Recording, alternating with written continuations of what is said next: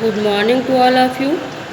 Last class में हम लोगों ने सिविक्स का पोर्शन जो है वो शुरू किया था, जिसमें पावर शेयरिंग चैप्टर जो है वो हम लोग पढ़ रहे थे। पावर शेयरिंग चैप्टर में जो है पावर का डिवीज़न जो है वो गवर्नमेंट के डिफरेंट ऑर्गन्स में जो है वो हम लोगों ने पढ़ा था। एक तो गवर्नमेंट का जो है हॉरिजॉन्टल डिवीज़न और वर्टिकल डिवीज़न, पिछली क्लास में हम लोग ये पढ़ चुके थे। हॉरिजॉन्टल डिवीज़न में गवर्नमेंट के 3 ऑर्गन होते हैं, 3 ऑर्गन होते हैं, लेजिस्लेचर, एक्जीक्यूटिव एंड जुडिशरी। और वर्टिकल डिवीज़न में जो है वो आपकी ऊपर से नीचे के लेवल में सेंट्रल गवर्नमेंट, स्टेट गवर्नमेंट, इस तरह से गवर्नमेंट का डिवीज़न जो है वो होता है।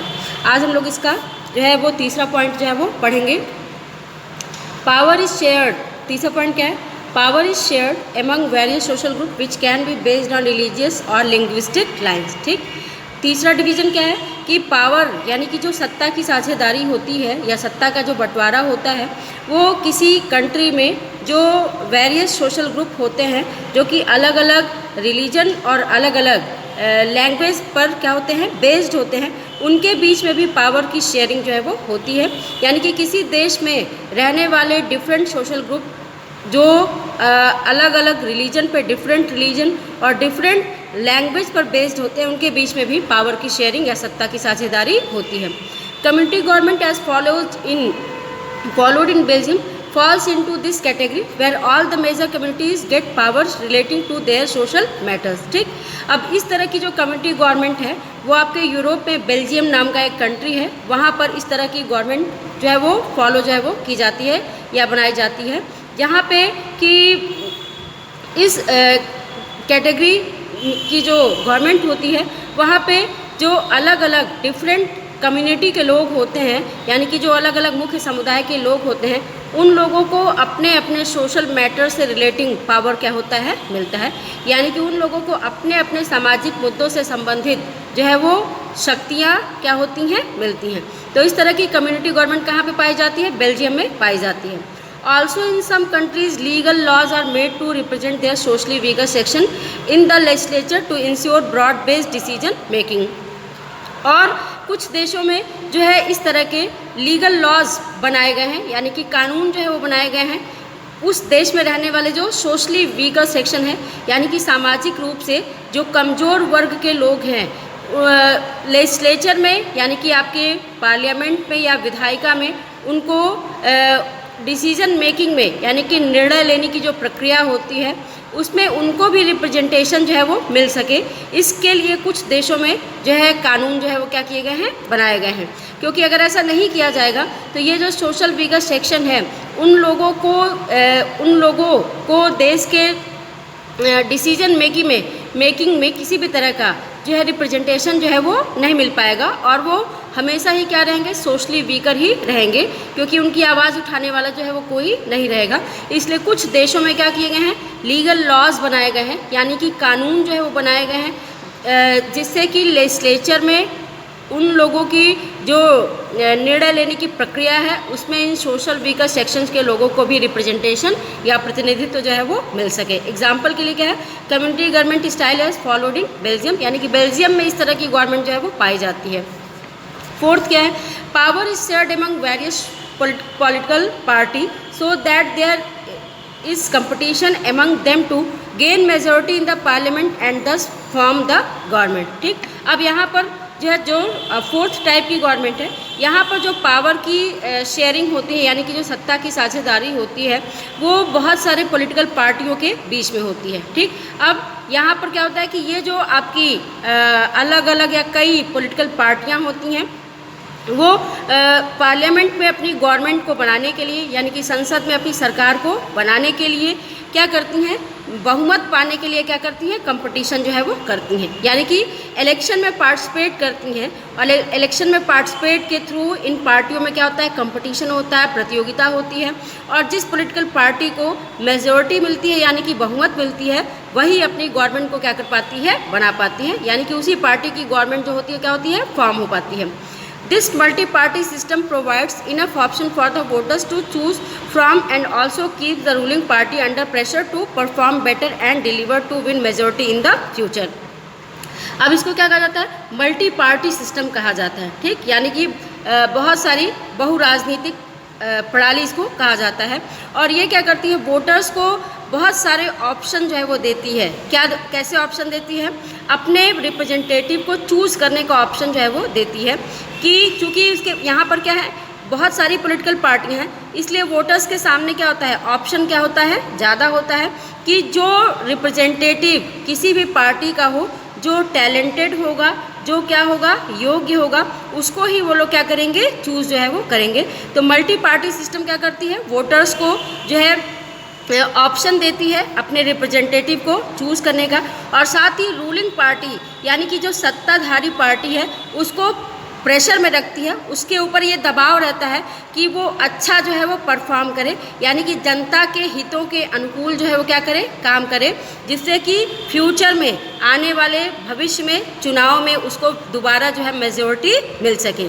क्योंकि अगर वो जो है जनता के हितों के अनुकूल काम नहीं करेगी, बेटर परफॉर्मेंस नहीं देगी, तो ऐसी कंडीशन में चूँकि वोटर के सामने बहुत सारे ऑप्शन हैं नए रिप्रेजेंटेटिव को चुनने का, नई पॉलिटिकल पार्टी को इलेक्ट करने का, तो ऐसी कंडीशन में फ्यूचर में उनको दोबारा मेजॉरिटी मिलने की पॉसिबिलिटीज़ जो है वो नहीं रहेंगी। और इसलिए यहाँ पर रूलिंग पार्टी जो होती है वो क्या होती है, प्रेशर में रहती है, क्या, बेटर परफॉर्मेंस देने के लिए। Sometimes several parties join together to prove their majority and thus form a coalition government. कभी कभी यहाँ पर जो कई पॉलिटिकल पार्टियाँ होती हैं वो क्या हो जाती हैं, एक साथ ज्वाइन हो जाती हैं, ठीक, एक साथ मिल करके वो अपना क्या बना लेती हैं, एक कोलिशन बना लेती हैं, यानी कि अपना एक गठबंधन बना लेती हैं। और गवर्नमेंट के लिए होने वाले इलेक्शन में इनका जो कोलिएशन होता है, यानी कि इन डिफरेंट पॉलिटिकल पार्टियों का कोलिएशन होता है, जो गठबंधन होता है, वो बहुमत पाने के लिए क्या करता है, चुनाव जो है वो लड़ता है। जैसे एग्जांपल के लिए इंडिया में इस समय एनडीए नेशनल डेमोक्रेटिक अलायंस और यूपीए यूनाइटेड प्रोग्रेसिव अलायंस, दो इस प्रकार के अलायंस जो है वो देखे जाते हैं, ठीक। एनडीए जो नेशनल डेमोक्रेटिक अलायंस है वो भारतीय जनता पार्टी और उसके जो कहा जाए कि सहयोगी पार्टियां हैं उनका जो है वो क्या है, कोलिशन है। और दूसरा जो है वो यूनाइटेड प्रोग्रेसिव अलायंस जो कि कांग्रेस और उसकी जो सहयोगी पार्टियां हैं उनका जो है वो क्या है, कोलिशन है या उनका एक गठबंधन है। तो प्रेजेंट टाइम में इंडिया में इस तरह की पॉलिटिक्स जो है वो देखी जा रही है कि यहाँ पर कई पॉलिटिकल पार्टियों के द्वारा मिल करके अपना एक क्या बना लिया गया है, कोलिशन, यानी कि एक गठबंधन जो है वो बना लिया गया है। और सरकार बनाने के लिए जो चुनाव होते हैं, जो इलेक्शन होते हैं, इसमें ये गठबंधन पार्टियां जो है वो क्या हो रही हैं, मिल करके एक साथ पार्टिसिपेट कर रही हैं और मेजॉरिटी जो है वो क्या कर रही हैं, गेन कर रही हैं। एग्जाम्पल के लिए the multi party system as followed in India where there are national and regional parties. Denmark also has about a dozen party and is always governed by party coalition, ठीक। तो इसका example जो है वो क्या है, इंडिया में है। इंडिया में मल्टी पार्टी सिस्टम है क्योंकि इंडिया में क्या है, बहुत सारे राजनीतिक जो है वो पार्टियां हैं, नेशनल लेवल की और रीजनल लेवल की। और इसी तरह आपका यूरोप का एक कंट्री है डेनमार्क में भी क्या है, दर्जनों पार्टियां जो है पाई जाती हैं और वहाँ पर हमेशा ही क्या किया जाता है, कोलिशन गवर्नमेंट जो है वो बनाया जाता है, यानी कि कोलिशन गवर्नमेंट के द्वारा ही उस देश पर शासन जो है वो किया जाता है। Power sharing among the three organs of state which legislature, executive and judiciary is very important for the proper functioning of the democracy, ठीक। अब जो पावर शेयरिंग है यानी जो सत्ता की साझेदारी है वो आपके स्टेट के तीन ऑर्गन यानी कि राज्य या सरकार के जो तीन अंग हैं, लेजिस्लेचर, एग्जीक्यूटिव एंड जुडिशरी, वो क्या है, किसी भी कंट्री के डेमोक्रेसी सिस्टम को फंक्शनिंग करने के लिए यानी कि उसको प्रॉपर फंक्शनिंग के लिए बहुत ही क्या है, इम्पॉर्टेंट है। यानी कि जिस देश में भी डेमोक्रेटिक गवर्नमेंट है, डेमोक्रेसी है, वहाँ पर उसके प्रॉपर फंक्शनिंग के लिए जो सत्ता की साझेदारी या जो पावर शेयरिंग है वो गवर्नमेंट के थ्री ऑर्गन्स लेजिस्लेचर, एग्जीक्यूटिव और जुडिशरी में बहुत ही क्या है, इम्पॉर्टेंट है। The idea of power sharing has emerged in opposition to the nation of undivided political power. जो पावर शेयरिंग का आइडिया है यानी कि जो सत्ता की साझेदारी का जो आदर्श है या जो विचार है, emerged in opposition to the nations of the divided political power. In a democracy, everyone has a voice in shaping of the public policies. The idea of power sharing has emerged in opposition to the nation of in divided political power, ठीक। अब जहाँ पर political power जो है वो क्या है, ऐसे देशों में जहाँ पे पॉलिटिकल पावर जो है वो क्या है, डिवाइडेड है, यानी कि बटा हुआ है, उनके विरोध में पावर शेयरिंग का जो आइडिया है वो इमर्ज्ड जो है वो हुआ है। यानी कि ऐसे देश जहाँ पर राजनीतिक शक्तियाँ जो है वो क्या है, विभाजित हैं, उनके अपोजिशन में, उनके विरोध में पावर शेयरिंग का विचार जो है वो इमर्ज होकर के आया है, उभर करके आया है। In a democracy everyone has a voice in shaping of the public policies. और डेमोक्रेसी में पब्लिक पॉलिसीज़ को बनाते समय, यानी कि जो सार्वजनिक नीतियाँ बनाई जाती हैं, उनको शेप देते समय, उनको आकार देते समय प्रत्येक की जो है, मतलब प्रत्येक की आवाज़ को उसमें शामिल जो है वो किया जाना चाहिए, यानी कि प्रत्येक का विचार जो है उसमें लिया जाना चाहिए। Let's discuss the power sharing in Belgium and Sri Lanka, both relay on democracies.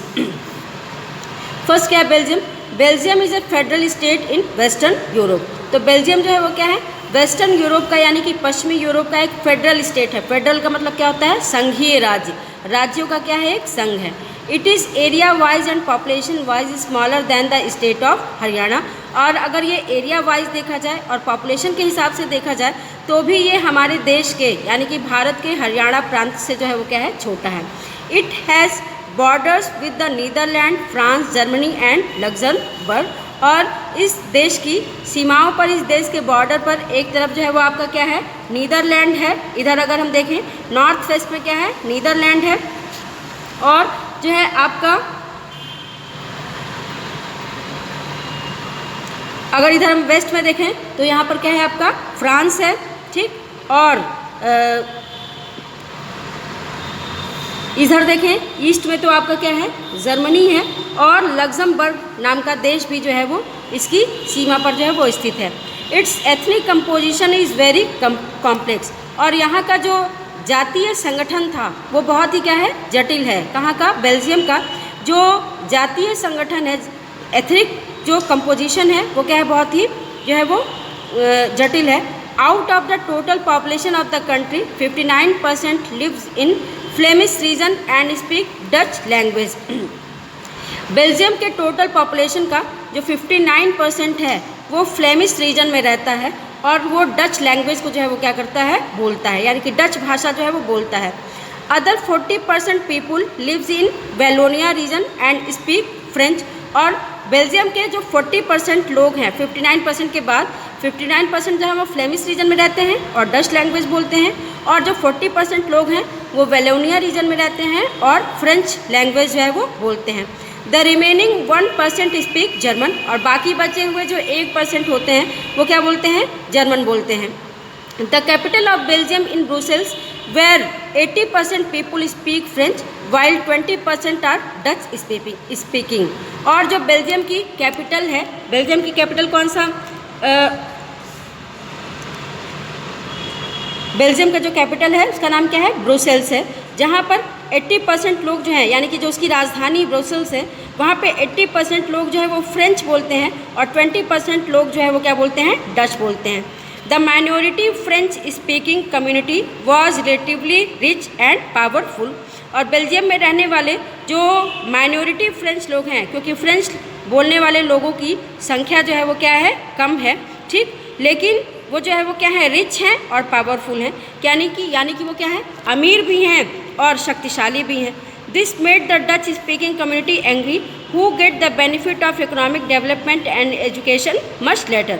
और इस वजह से बेल्जियम में रहने वाले और डच बोलने वाले जो डच कम्युनिटी के लोग हैं वो लोग क्या हैं, नाराज़ हैं, क्योंकि उन लोगों को जो इकोनॉमिक डेवलपमेंट और एजुकेशन के जो फ़ायदे हैं वो बहुत बाद में जाकर के जो है वो मिले हैं। और जबकि फ्रेंच बोलने वाले जो माइनॉरिटी कम्युनिटी के लोग हैं वो रिच और पावरफुल हैं और इसलिए उन लोगों को इकोनॉमिक डेवलपमेंट और एजुकेशन से होने वाले फ़ायदे जो हैं वो डच स्पीकिंग लोगों की तुलना में जो है वो पहले मिल गए हैं। और इसलिए यहाँ पे डच कम्युनिटी के लोग जो थे वो क्या हो गए, नाराज़ जो है वो हो गए।